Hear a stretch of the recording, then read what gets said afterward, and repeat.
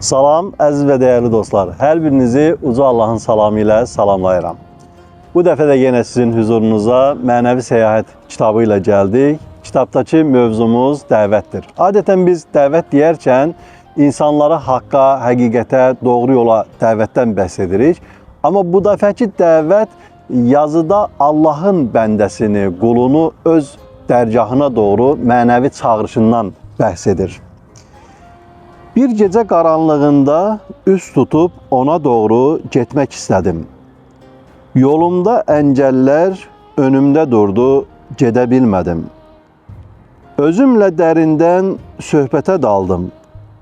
Bir xeyli pıçıltı halında sükut yaşadım. İçimdə qəribə səslər var idi.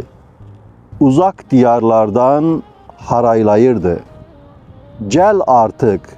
Vüslətin vaxtıdır yetər. Bizim yanımızda hər dərdim bitər. Bu dünya həyatı əbədi deyil.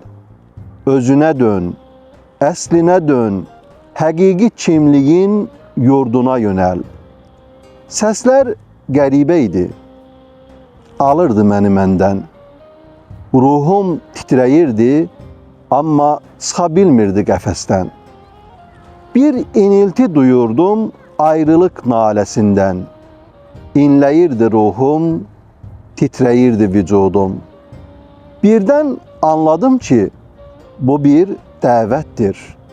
Zillət yurdundan həqiqət aləminə, məşəqqət diyarından səadət səfərinə, maddədən mənaya, zahirdən batinə dəvət. Gecədən gündüzə, zülmətdən nura dəvət. Öz-özümə dedim, yetmədimi, bitmədimi dünya üçün səfərin, zahiri məşğuliyyətlərin? Nə vaxta qədər qafil olacaqsan, qəflət içində yatacaqsan? Oyan artıq, oyanışın vaxtıdır. Dəvət vardır, icabət zamanıdır. Əziz və dəyərli dostlar, hər birimizin içində bir vicdan mexanizması vardır. Vicdan mexanizması elə bir şeydir ki, insana haqqı, həqiqəti səsləyir. İnsan nə qədər o vicdanın səsini boğmağa çalışsa da, amma vicdan insana həqiqəti pıçıldayır. Dünyada gəzirik, dünya işləri ilə məşğul oluruq. Bəzən yoruluruq, bəzən haqdan uzaq düşürük. Amma o vicdanımızın səsi, haqqın dəvəti bizi özünə doğru səsləyir. Səsdən, küydən, yorğunluqdan huzura doğru səsləyir. Onun üçün də bəzən özümüzə vaxt ayıraq.